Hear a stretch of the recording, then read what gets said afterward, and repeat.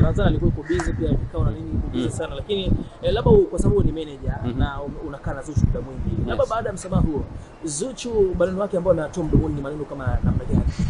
Haiko sawa tu.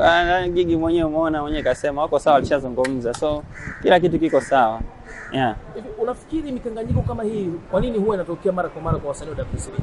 Hapana, si kweli. Hata wewe mwenyewe kwani unajua kugombana na watu. Ni vitu vya kawaida, misunderstandings zinatokea. Na ukisema mikanganyiko kama hii inatokea kwa wasanii wa WCB sio kweli. Sema sisi tuko spotted sana na watu wengi, kwa maana inakuwa ni rahisi watu ku notice, lakini kukosana na kurekebishana ni kitu cha kawaida kwenye maisha, kuanzia ngazi ya familia, kwenye makazi na sehemu zingine. Okay, Zuchu amekutaja kwamba wewe ndio ulikuwa ni mtu wa kwanza kumpelekea pesa alizoingiza katika nyimbo ya kwanza. Bila kutueleza situation kama manager ilivyokuwa na vitu kama hivyo. So unajua pale ulikuwa umesimama kama mtu wa digital zaidi au kuwa manager kama sasa hivi. Tupitishe katika historia nzuri na mengine.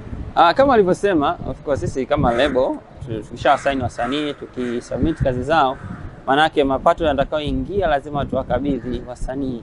Na kwa Zuchu kipindi kile kitu kama cha shilingi milioni 5 kwake ilikuwa ni pesa nyingi sana, kwa sababu alikuwa anakaa nyumbani kwao kwa mama yake. So kwake yeye alikuwa na mshtuko mkubwa sana, akiamini kama ni utani, lakini tukamwambia ni kweli hiyo milioni 5 ni pesa yako ya show, na hiyo euro 3000 takriban milioni 10 na ni pesa yako ya digital, kitu ambacho hakuamini. Na ndio maana amesema katika masterclass tutakayoifanya kuna muhimu sana wa kutoa elimu ya fedha, kwa sababu kipindi kile zile yeye alivyozipata aliishia kuzitumia tu kwa vitu vingine ambavyo vilikuwa vya msingi, kwa sababu hakuwa na elimu hiyo. Lakini pia kwa kile ilikuwa ni pesa nyingi kwa kushika kwenye maisha yake. Okay, hakuwa kushika kabisa. So baada ya hiyo unataka sasa ni pesa gani ambazo zilianza kuingia kwa ukubwa? Ni nyingi tu, ni nyingi sana mpaka sasa hivi. Ndio maana unamwona ni msanii wa kwanza wa kike Afrika Mashariki na Kati, na ndo msanii wa 3 Afrika mwenye views wengi kupitia platform ya YouTube, na msanii wa kwanza wa kike mwenye streams nyingi kwenye digital platforms East Africa. Unaona amefanya vitu vingi sana vikubwa sana ambavyo vinatengeneza legacy na katika kipindi cha muda mchache sana. Okay, mimi najua unafahamu mambo mengi sana. Siku jana tumeona video ambazo zinasambaa kwenye mitandao ya kijamii zikionyesha nyumbani kwa Nandy pakiwa na magari mengi sana ya kifahari. Lakini hapo unatuambia kwamba Zuchu ndio anaongoza kwa stream nyingi na kuingiza pesa nyingi sana. Labda pengine unataka kutuambia kwamba Tanzania hii msanii ambaye anaongoza kwa pesa nyingi zaidi ni Zuchu kwenye muziki? Kwenye muziki msanii wa kike ambaye anaongoza kwa namba kwa kila kitu ni Zuchu. Sasa kuhusu Nandy siwezi kumuongelea, kwa sababu Nandy kwanza ni msanii mzuri of course, lakini pia Nandy na Zuchu ni wasanii ambao wanaheshimiana, wana historia kubwa. Nandy pia alianza WCB lakini hakuweza kuendelea. Kwa hiyo kuhusu magari ya Nandy, anajua Nandy, mimi siwezi kuongelea kwa sababu kila mtu anafanya vitu vingi. Umeona? Kwa hiyo ukisema mimi niongee haja ya kumuinclude Zuchu, unaposema top 10 au top 5 ya Tanzanian artists, tusiseparate ya wanaume peke yao na wanawake peke yao, tuweke hapa pamoja, kwa sababu Zuchu ana challenge hadi wasanii wakubwa wa kiume. Kwa hiyo kuhusu vitu vingine hivyo siwezi kuvizungumzia, lakini ukija kwenye terms of music nina fact ambazo zinathibitisha kauli yangu. Unaposema kwamba ana challenge wasanii wa kiume, ina maana mpaka na mume wake ni bosi wake Diamond Platnumz kama Simba Dangote? Of course, si wanafanya kazi moja. Hata Diamond naye anakuwa challenge kwa sababu wote wanafanya kazi moja ya muziki. Na kuwa challenge ni kitu kizuri, kinakufanya uwe active, unaona. Na hata unaona pia Zuchu, ukiachana na Diamond, Zuchu wasanii pekee Tanzania wenye videos ambazo zina views zaidi ya milioni 100 wakiwa peke yao Tanzania ni wawili tu. Nao ni Zuchu na Diamond. So you can see that kwamba wana challenge hadi wasanii wa kiume wenyewe. Vizuri sana. Kama mdau wa muziki, sana hii umeitetea kwa ukubwa sana, lakini pia tunakupongeza the way ambavyo umeamua ku IQ yako ya teknolojia kuhamishia kwenye muziki, na inafanya vizuri na watu wengi wanakupongeza katika hili. Ndio.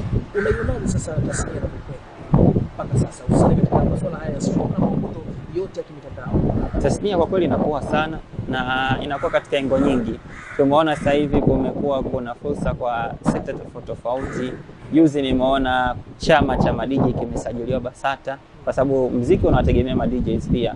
Natamani pia na dancers na wenyewe wajaribu kuingia katika mifumo rasmi ili iwe rahisi, lakini pia tunaona serikali yetu na yenyewe inajitahidi kwa kiasi kikubwa kuisaidia tasnia katika kuiwezesha na kuitengenezea mazingira mazuri. Juzi tumeona katika budget ya Wizara ya Sanaa na Utamaduni imeelezwa kabisa kwamba arena itajengwa pamoja na studio kubwa. So unaona kabisa kuna jitihada kubwa zinafanyika sana. Kwa muhimu ni tusichoke, tuendelee kusupport, tuwe watu wa kuongea mema ya wasanii zaidi na sio mabaya. Tusiwe watu wa kugombanisha au kuchonganisha wasanii, bali tuwe watu wa kuwainua na kuwasupport wasanii wetu katika vitu vyao wanavyofanya. Tumeona leo Zuchu kafanya kitu kikubwa sana ambacho kwa watu wengi ni wageni. Tushazoea sisi, kama mimi binafsi nalipiaga masterclass kwenda Ulaya huko kuzi attend, lakini leo hii Zuchu kafanya kitu hichi kama msanii Tanzania hii. Hichi inaonyesha ni kwa namna gani anataka kuikuza tasnia. Tunazungumza zaidi ya watu 300. Ni idadi kubwa sana ambao hao ni mastaa wajao. Tumeona kwa Dogo Pattern, alifanya Dogo Pattern na Fande Remix, which umeona yenyewe imeenda viral na Dogo Pattern amefanikiwa kufika sehemu. So hata hii pia ni nafasi kwa wasanii wengine ambao wanatamani kuwa kama Zuchu au wanatamani kuwa kama Jux, wanatamani kuwa kama Diamond, msanii yote, au wanatamani kuwa producers wakubwa. Wajisajili kwenye masterclass, wapate madini na endeni waje kuwa wasanii wakubwa kwenye nchi, waisaidie nchi katika kuikuza tasnia kwa ujumla na muziki wetu ukue kimataifa zaidi. Asante sana. Nashukuru.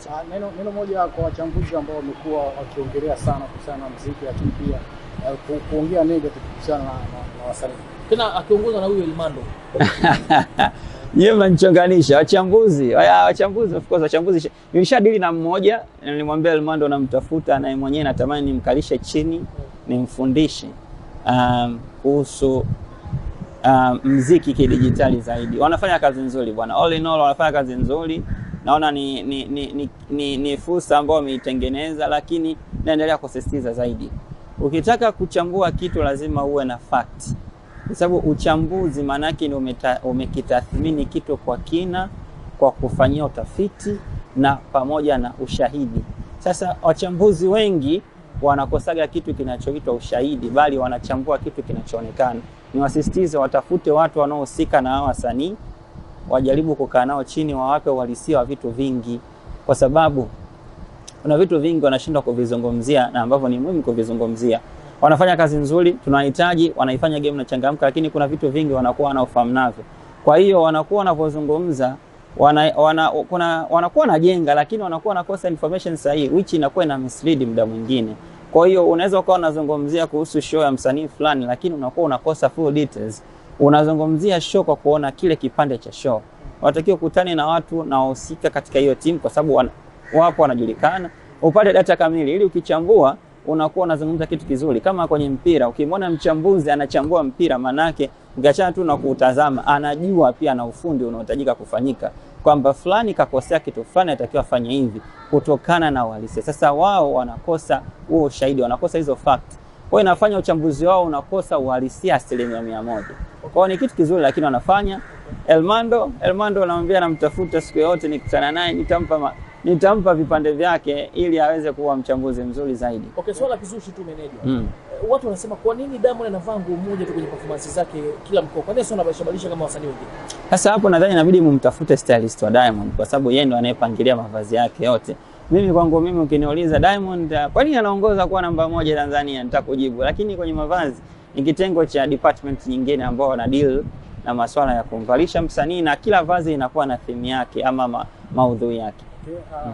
Kuhusiana na tour Diamond ambayo anaendelea kufanya, by the way inafanya vizuri sana. Tunatamani nitupe experience, kwa sababu wewe ni mmoja wa watu ambao unatembea naye. Kipi ambacho kinafanya mpaka sasa hivi anaendelea kufanya vizuri, lakini pia ni jambo gani ambalo unaweza kutupitisha kwa watu ambao wanafuatilia hii tour Diamond? Watu waendelee kuifuatilia tour, inafanya kuendelea kwa sababu inafanywa na msanii mkubwa ambaye anajipanga na timu kubwa. Diamond ana timu ya watu wengi sana, kuna kampuni tofauti tunashirikiana nao, na sisi wenyewe pia tuna timu nzito. Sisi kwetu sisi ni zaidi ya tour, ni inahusisha vitu vingi, kurudisha kwenye jamii, na ndio maana umeona Dodoma Diamond pamoja na washirika wake wamechangia fedha katika hospitali ya Benjamin Mkapa. Kwa ni zaidi ya tour, tunafanya vitu vingi. So watu na ndio maana wanaendelea kufanya, lakini sisi kwetu sisi si tour Tanzania, ni tunai broadcast kama ni tour ya kimataifa zaidi. Watu waweze kuielewa Tanzania na kwa nini. Okay, nashukuru. Kwenye kujitoa kwa jamii. Wengi wamekuwa wanasema kwamba Diamond huaga anatoaga ahadi lakini hazitimizi. Hilo unalizungumziaje? Ahadi zinatimizwa. Ukiona ahadi haijatimizwa basi ujue kuna kitu hakienda sawa, aidha upande mmoja au mwingine. Lakini ahadi zote zinatimizwa. Nashukuru sana. Asanteni.